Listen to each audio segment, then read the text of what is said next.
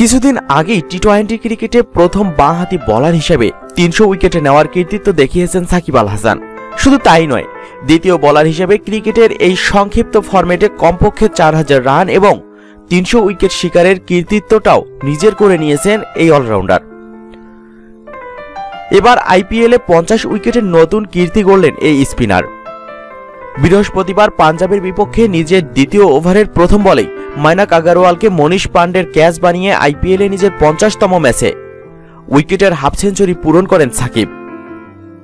এর মধ্য দিয়ে প্রথম বাংলাদেশি হিসেবে বাইরের যে কোনো টুর্নামেন্টে 50 উইকেট শিকারের রেকর্ড গড়েছেন তিনি। শুধু তাই নয়, আইপিএলে সব মিলিয়ে 45তম এবং বিদেশি 17তম বোলার হিসেবে 50 উইকেটের মাইলফলকে স্পর্শ করলেন সাকিব আল হাসান। একই দিনে নতুন আরেকটি কীর্তি করেছেন সাকিব আল হাসান।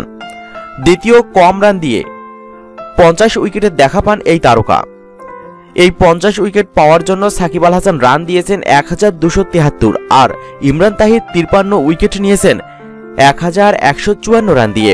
এছাড়া 12তম অলরাউন্ডার হিসেবে আইপিএলে ব্যাট হাতে 500 রান এবং 50 উইকেটের ক্লাবে জায়গা পেলেন বাংলাদেশি এই তারকা। গত 6 আসরে কলকাতা নাইট রাইডার্সের হয়ে খেললেও এবারের আসরে হায়দ্রাবাদের নাম লিখিয়েছেন সাকিব।